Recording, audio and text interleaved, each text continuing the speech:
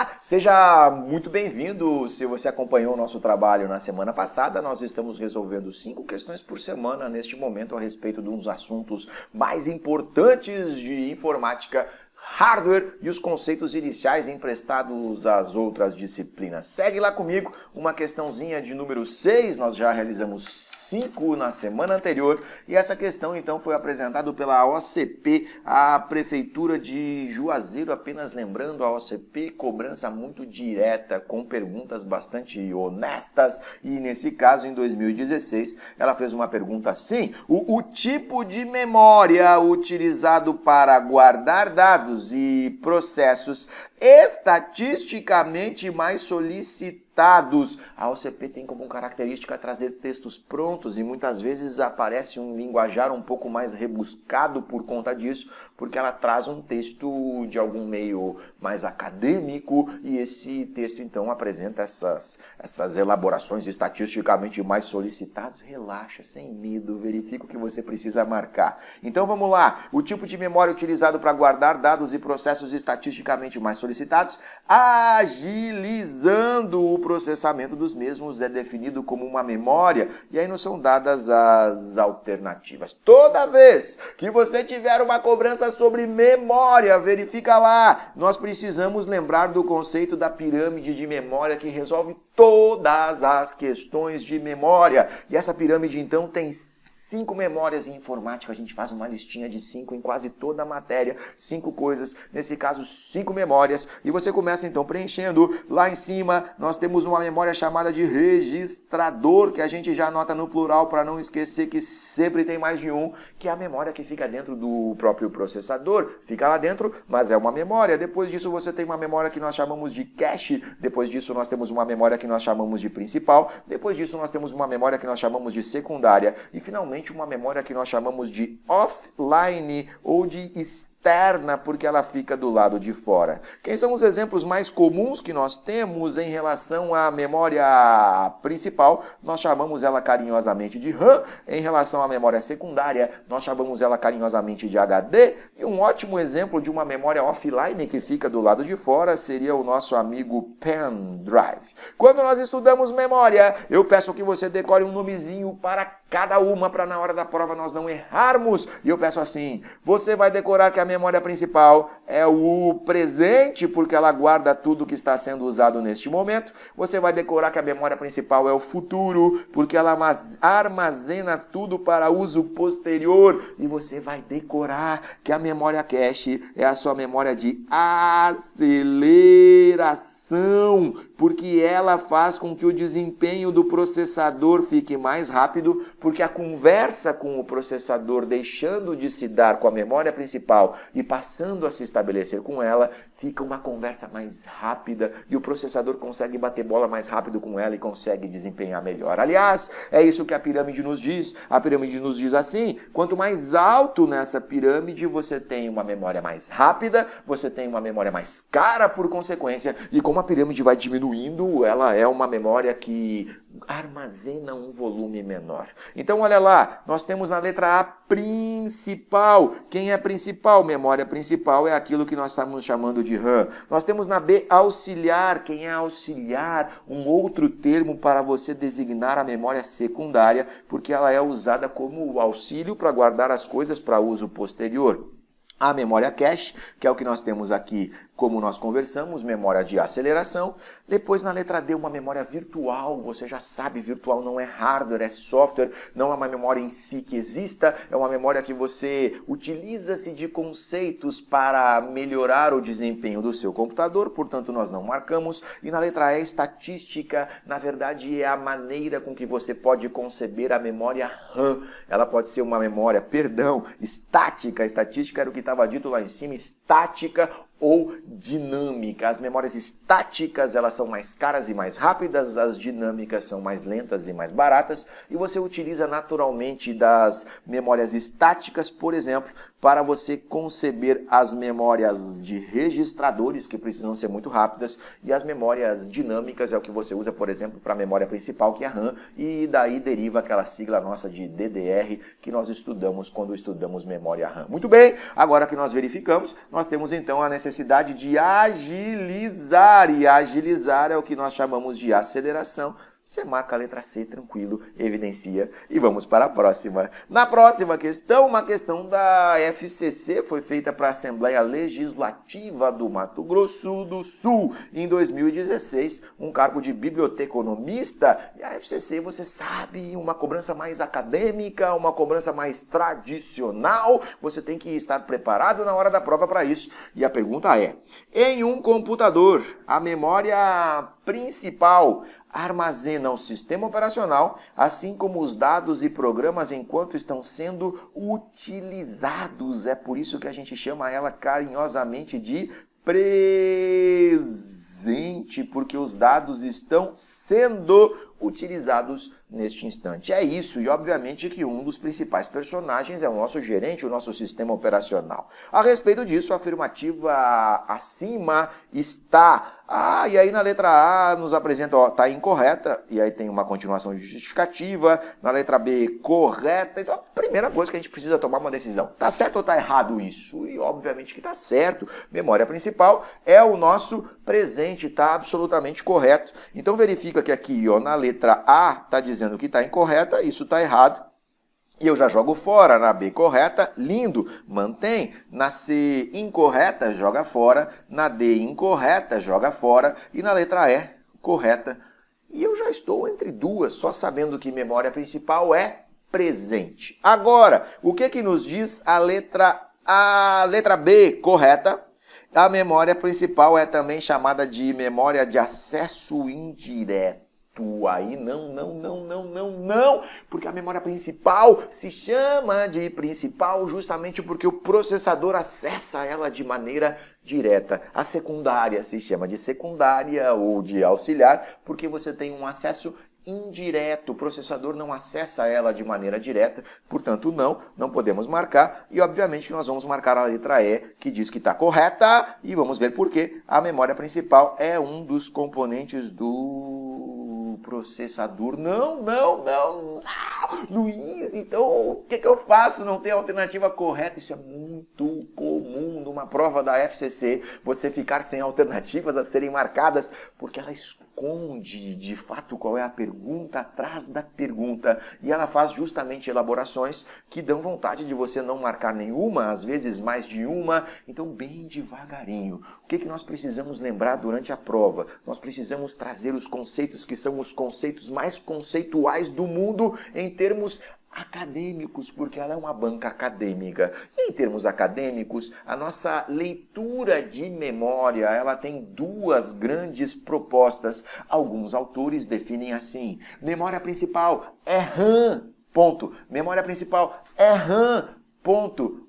Outros autores, eles preferem elaborar de uma maneira diferente. Eles dizem assim: memória principal é o conjunto de todas as memórias acessadas diretamente pelo processador, que são constituídas pela memória RAM, mas também as memórias que trazem informações a partir dela, como a cache e os registradores. Então eles chamam todo o conjunto de RAM mais cache mais processadores de memória principal. Ora, a FCC é uma banca extremamente acadêmica e em termos de conceitos, assim como a CESP também é, e elas duas vão optar por essa vertente. Memória principal é o conjunto de RAM, cache e registradores. Quase todas as outras bancas não vão dizer que a memória principal é RAM. No caso de FCC e CESP, adota-se a primeira linha de interpretação. Então, se você vai dizer que a memória principal ela é composta de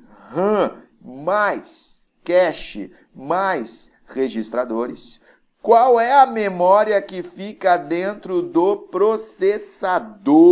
E aí você vai verificar que dentro do processador você tem registradores. Portanto, sim, a memória principal é um dos componentes do processador, porque dentro do processador você tem uma ULA, você tem uma UC e você tem registradores, e sendo o registrador memória principal, então você tem dentro do processador memória principal. E você marca como certa a letra E. devagarinho, e você precisa se acostumar a lutar muito com a FCC, porque os pontos são trabalhosos e você tem que, de fato, grudar na questão e não soltar até que você encontre a alternativa correta. Ok? Combinado? Segue lá uma questão da CESP para a Polícia Federal em 2014 e a pergunta é essa. Comparativamente, os computadores com outros sistemas operacionais, computadores com o sistema Linux, então nós estamos comparando Linux com outros sistemas operacionais. Comparativamente, esses computadores com Linux apresentam a vantagem de não perderem dados caso as máquinas sejam desligadas por meio da interrupção do fornecimento de energia. Um conceito muito comum que acontece na informática, no uso do computador no dia a dia, falta energia, ou você se passou, bateu em algum botão e ele desligou, caiu a energia. O Linux tem essa vantagem. Caiu a energia, ele mantém esses dados de maneira permanente, os dados não se perdem. Você tem que, obviamente, responder se isso está certo ou se isso está errado. E sim, é aqui que eu preciso que você se dê conta que quando nós estudamos informática, ainda que a CESP, por exemplo, não cobre nos editais mais recentes diretamente perguntas de hardware, é impossível você responder uma pergunta de sistema operacional Linux sem conhecer os conceitos de hardware, porque essa pergunta não tem nada a ver com sistema operacional, essa pergunta tem tudo a ver com hardware, porque a condição de manutenção de dados na ausência de energia ou não, é o que nós chamamos de volatilidade. E você tem dois tipos de memória, memórias voláteis que perdem os dados na ausência de energia e memórias permanentes que mantêm os dados na ausência de energia. E isso nós podemos inverter os termos, volátil ou não permanente, permanente ou não volátil. Isso não tem nada a ver com o sistema operacional, que não é um dos elementos que está obrigatoriamente daquela maneira com que você concebeu no computador, e você pode fazer uma escolha. Então eu posso ter um computador e escolher o sistema operacional, o mesmo computador, eu posso colocar Linux, eu posso colocar Windows, posso colocar outro, posso colocar os dois, e não faz nenhum sentido o Linux ou o Windows terem qualquer poder sobrenatural de manter dados ou não, porque isso não é uma decisão do sistema operacional, isso é uma concepção de arquitetura de hardware, e esse hardware, em termos de memória, quem vai perder ou não é se você tiver uma arquitetura com memórias voláteis do tipo RAM, do tipo cache, do tipo registradores. Quando você tiver ausência de energia, tudo se perde e, portanto, naturalmente, você marca essa questão como errada, ok?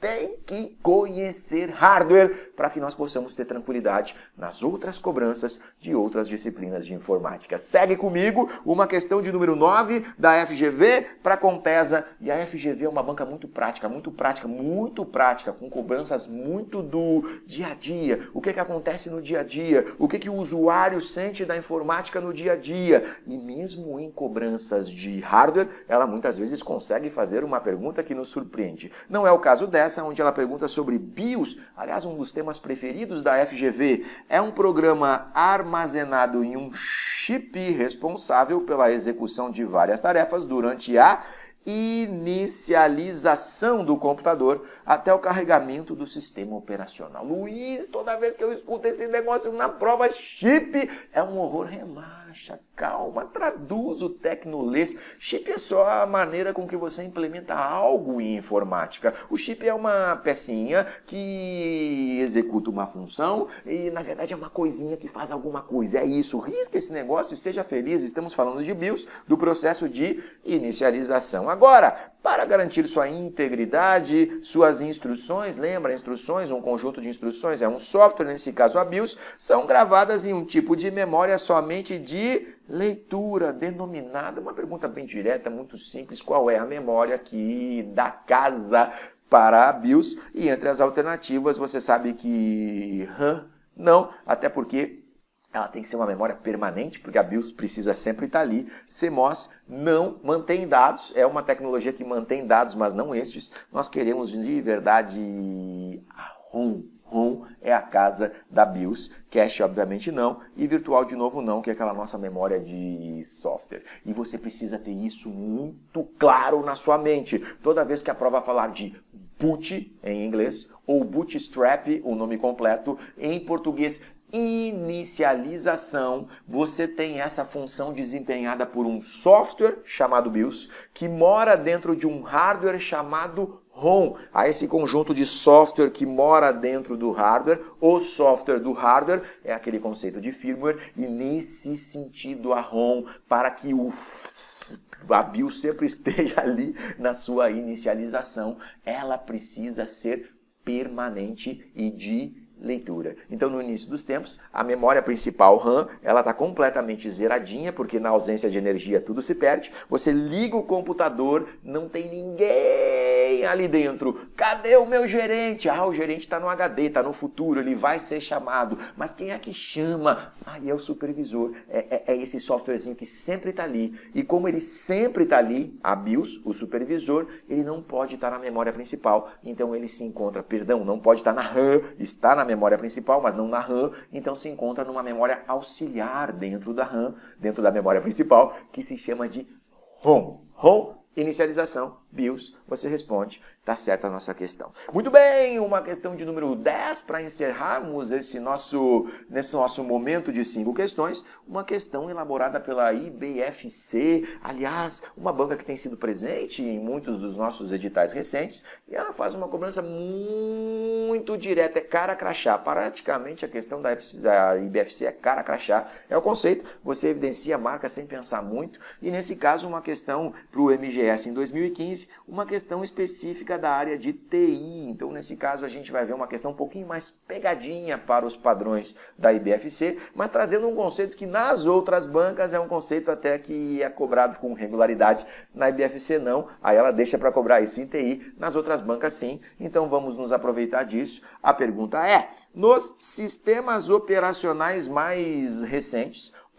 e aí tem aqui uma pergunta, 3 pontinhos, são também utilizados para expandir 3 pontinhos, através da gestão de 3 pontinhos. E, obviamente, nós temos que preencher as lacunas. Preenchendo as lacunas, nós temos que entender o que está acontecendo. Na primeira parte, a possibilidade aqui é nós escolhermos algo entre ou disco rígido ou processador. Disco rígido ou processador. Então, os discos rígidos ou os processadores são também utilizados para expandir A. E essa A aqui, as alternativas são, vamos evidenciar comigo, entre memória RAM e ROM, RAM e ROM, RAM e ROM. Então eu quero expandir a nossa condição de memória. O que é expandir memória? É aumentar essa memória. Ótimo! O que é usado para aumentar uma memória? Obviamente que se eu vou aumentar uma memória, RAM ou ROM, eu só posso usar uma outra memória, eu não posso usar um processador para aumentar um tamanho de memória. E nesse momento eu já consigo jogar fora as letras B e D, e eu já sei que na primeira parte eu vou dizer então que eu estou usando os discos rígidos. Bacana, os discos rígidos são usados como memória para expandir em qual memória? E aí você vai se dar conta que dentre as alternativas de RAM e ROM, a ROM é uma memória super particular. A única função dela na vida é fazer a inicialização. Ela é um chip pronto, ninguém mexe, já vem pronto, já vem de fábrica na placa-mãe.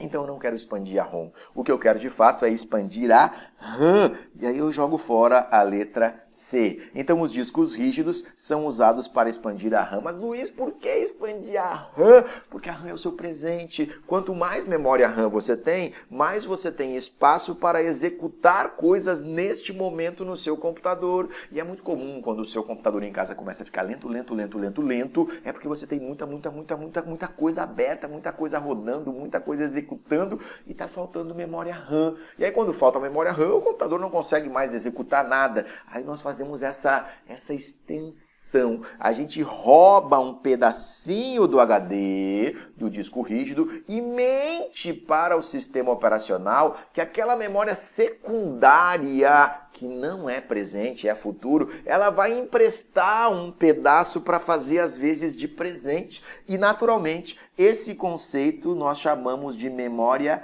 virtual. Você está virtualizando um pedaço do HD para funcionar como memória RAM. E nesse momento, por exemplo, se você tinha fisicamente 4 GB de RAM, você pega mais 4 emprestado, você tem 8 e você pode executar muito mais coisas nesse computador.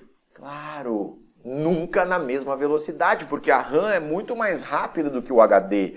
Mas pelo menos você consegue executar mais coisas. Isso é um ganho, não é o melhor do mundo, do melhor cenário. O melhor cenário seria você comprar fisicamente mais RAM, aí você teria de fato uma memória adequada para isso. Não é adequada, mas é melhor você ter mais, mesmo que seja mais lentinho. E esse é o conceito de memória virtual, quando nós pegamos emprestados um pedaço do HD e fazemos ele funcionar como se fosse a memória RAM. Ok? Espero que você tenha gostado. Segue acompanhando o nosso trabalho e nós voltamos semana que vem com mais 5 questões. Um abraço.